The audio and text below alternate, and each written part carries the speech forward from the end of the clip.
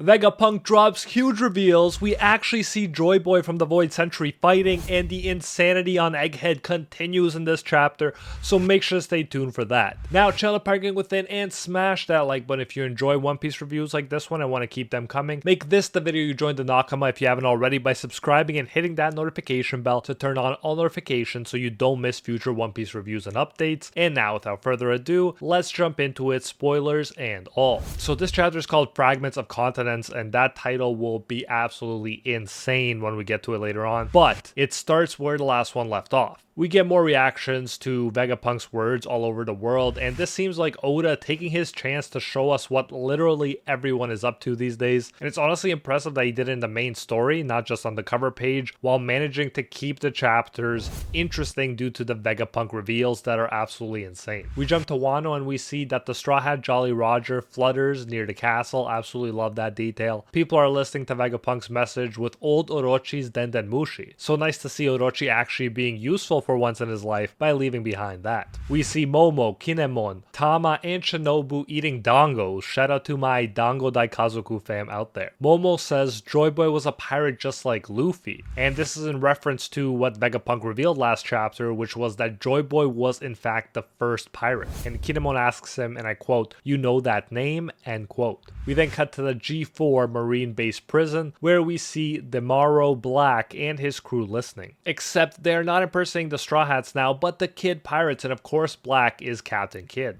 Now keep in mind, after the Straw Hats disappeared during the time skip, this dude impersonated them and then the Straw Hats returned with a bang. Is this perhaps foreshadowing that the Kid Pirates will do the same after their defeat at the hands of Shanks and subsequent disappearance? We'll have to wait and see, but I hope we do see more of them sooner than later. It would be crazy after all that time we spent with them and character building that we just never heard from them again. For now though, a fake Kid Pirate says, who is stronger, Joy Boy or our Captain Kid? While Black, aka fake Captain Kid, says it's unfair to compare since Joy Boy is dead. Vegapunk's broadcast continues and we finally get back to Luffy, Dory, and Broggy, who are seen still running from Warcury. After Luffy failing multiple times to punch Warcury effectively, it seems clearer than ever that running is how they'll get out of this one. This is not the day they're taking down 5 elders. Vegapunk continues saying, to explain why Joy Boy was called a pirate, I must first talk about the Void Century. I've only read a small portion of the poneglyphs, but poneglyphs are records of a massive battle fought during the Void Century. Joy Boy's enemy was... the current world government. And of course, that massive bombshell to the world is followed by an angry Warcury screaming out, Vegapunk! Because they do not want this information to get out. The truth is their enemy, and as the world finds out more about what Joy Boy was like, and more about what the world government was/is like, it'll be worse and worse for them. So far though, not that mind-blowing that the world government was enemies with a pirate. We cut to the laboratory, and Mars is walking through a corridor and using Conqueror's Haki as he walks. We're told it's a very badass panel, and yeah, that's a good idea to be sure to deal with the snails, but again, I assume Vegapunk prepared for such an occasion. Either way, as he passes, we do see many Denden Mushi fall to the ground unconscious. Just of course not the one they're actually looking for. Then Vegapunk clarifies because of course the world government wasn't what it is today back then. He says, to be precise, Joy Boy enemies were an alliance army of 20 nations that later became the world government. In other words, Joy Boy and his group were so sturdy that such forces were needed to fight him. So can't wait to learn more about that. I'm sure you could replace the word group with crew there, and it gives me Rock's Pirates vibes in the sense of how strong they must have been. Of course, they would have had stronger bonds and less infighting than the Rock's crew, so they were probably even more formidable. Here is the truly crazy thing that I'm so glad Oda decided to give us. While Vegapunk is talking, we actually see a panel where Joy Boy, using a Nika form that looks like Luffy Gear 5, is actually fighting multiple kings. Unfortunately though, we get their silhouettes, so we don't get everything shown. Vegapunk continues saying that since I don't possess information about what ignited the battle, I shall describe it as a clash of two types of ideas, and neither side can be defined as good or evil, end quote. Now this is interesting. Let me know in the comments what you think about the two types of ideas that were clashing. I'd assume, based on the story so far, that would be something like freedom versus control/order. Arguments can be made why freedom is important, and arguments can be made why order is important, and so you could argue neither is wrong or evil. But Hard not to say that the world government is evil, pure evil after what we've seen them do. Just think about what happened to Kuma, for goodness sake. Not sure why Vegapunk won't condemn the world government verbally, even though his actions are kind of indirectly doing it. But I guess there could be stuff we don't know about world government motivations. But still, I doubt any reveals at this point could justify the actions we've seen. We then cut to Zoe and we see that some minks like Carrot, who is wearing a new outfit, and Wanda, who is dressed as a musketeer, are listening to the message. Zoe is listening too. Vegapunk says, as I mentioned before, the nation where Joy Boy was born was something you wouldn't believe that existed 900 years ago. The weapons that existed in that century of war seem to be crafts that cannot be recreated with today's technologies. And that even includes me, the genius, end quote. So much going on here. First of all, I can't wait to learn more about this advanced place in the distant past, but also how crazy is it that Vegapunk's island of the future isn't even caught up to it. I assume that the ancient robot that is moving as we speak is going to tie in nicely with this line as well. We then even cut to the Foxy pirates, who are listening on a shabby boat. Most of the crew are gone. We only see Foxy, who has a mustache and goatee now, Porsche, and Hamburg. All of them have bandages and wounds. Foxy says, "What the hell is he talking about, that peanut head?" And Porsche responds, "Oh boss, by the way, I'm starving." So clearly they're not killing it right now as a pirate crew. And you see what I mean now when I say that Oda is showing us everyone, from the former fake Straw Hats to the Foxy pirates. However, after that, we do return to Egghead Island. Vegapunk is saying that's where our problem stems from. And we see on Egghead Island that Edison is asking Stussy to run away, since she doesn't need to take care of the barrier anymore, since it's useless against the five elders anyways. We then see Nami's group, and she's saying they need to hurry since marine battleships are gathering around the Elbaf ship. We also do get to see Zoro in this chapter, which is cool, but it seems to be very short-lived, since we just see Zoro and Jinbei almost reaching the ship. We go back to Stussy, and she's sad as she's talking to Kaku. She says, "I don't know what to do. Now that Stella is gone, I've lost my purpose in life," end quote. So as she's dealing with existential clone questions like Mewtwo himself, we jump to Nusjuro, who breaks free from giants and attacks Bonnie. But thankfully, Frankie pulls her out of the way, and in that way, she avoids the attack. Nusjuro's attack easily cuts off the figurehead of the Elbaf ship. So it seems like he and Zoro should be getting closer to each other, so maybe we can hope for a moment between the two, maybe even some sword clashes. For now though, Nusjuro says, "You talk too much, Vegapunk. Ugh.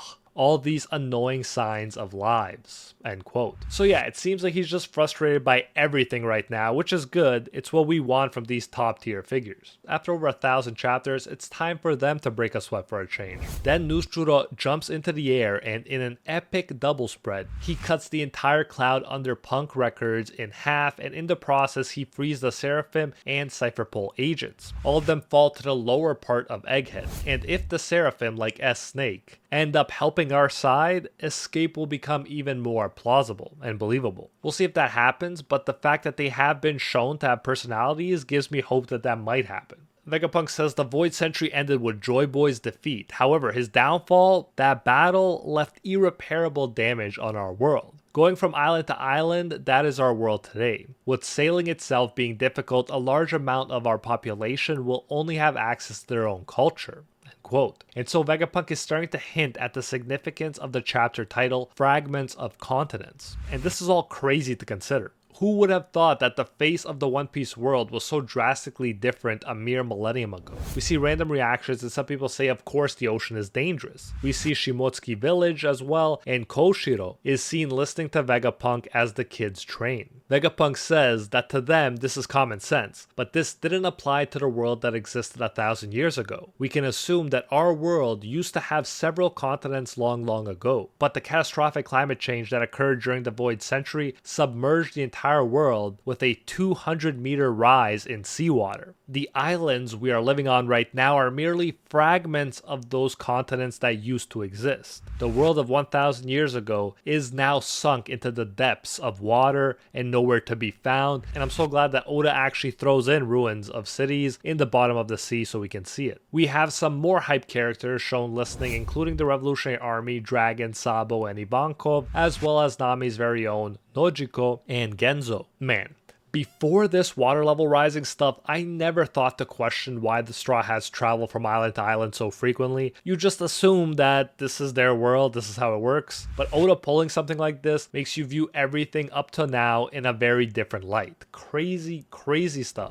Nojiko hilariously says, "Tell me what he says later. I'm going to check on the tangerines." I love how everyone all over the world is glued to their seats and all this shocking information is being dropped and she's like, let's do some farming. Very zen of her. In Sakura Kingdom, Dalton and Kureha, love seeing them together by the way, are listening to Vegapunk's message with some citizens. So Chopper's people are getting some love too. Kureha laughs and says, "It seems there are still so many interesting things in this world," end quote. And I gotta say, that is a very optimistic worldview for a 141-year-old. Props to her. We even see Miss Golden Week, Miss Merry Christmas, and Miss Valentine in the island where the new Spiders Cafe is located. People look at a mountain and say they can't believe it was 200 meters higher in the past. They note the very grim reality that a lot of people must have died due to the rise in the seawater. We saw how big a difference a 1 meter rise can make, let alone 200 meters. But yeah, I gotta say guys, the fact that Oda is showing all of these characters to us again makes me feel like we are nowhere near the end of the story. It makes it feel more like halftime, because think about it. He'll want to show them again at the end of the series after everything went down, and if we were anywhere close to that, he would not be spending so much time on them right now. So it definitely looks good for those of us who want plenty more years of One Piece. Vegapunk then comes to the million-dollar question. He says, why did the sea level rise during that century? One would reasonably assume that such calamities are usually caused by natural disasters, but after my research I can say that it's impossible that so much change can happen in a span of merely 100 years. I conclude that the calamity was actually man-made, and even Morgan's is like unbelievable. At the newspaper headquarters, Morgan's is in shock, absolute shock, and Vivi covers his mouth so she can hear Vegapunk. He continues saying, when I detected a rise in the sea level across the whole world the other day, I reached my conclusion, the reason, and the identity. Oh snap. Now we can see the faces of Mars, Saturn, and Mercury while Vegapunk says these last words. He says, the ancient weapons that sunk the world 800 years ago still exist today, and they are waiting for the day they'll be put to use again. End quote. Yo, what happens when people realize the world government is going to use these weapons and possibly drown them all? It'll have to lead to something like total mayhem, except for the tangerine farmers, of course. We cut to Marijoa and see who else but Emu, still a shadow though, in the room of flowers playing with the butterflies. The chapter ends with Emu's close-up while Vegapunk says, in other words, the huge war that occurred during the Void Century has not yet ended. And of course, as usual, all Emu has to say is ... But holy smokes, what insanity. So the Great War that Oda kept talking about is actually still the continuation of the old war. Thankfully, there is no break next week, so we can see what else Vegapunk will reveal and how the world will react sooner than later. One thing is for sure though, the elders are in full panic mode right now and I love to see it. How can the Straw Hats not escape when the elders are in this mental state? And if you enjoyed seeing Emu in this chapter, however briefly, then you won't want to miss my Emu's Devil Fruit and Yokai Form explained video link on screen right now. Like and subscribe for more, and I'll see you in the next one.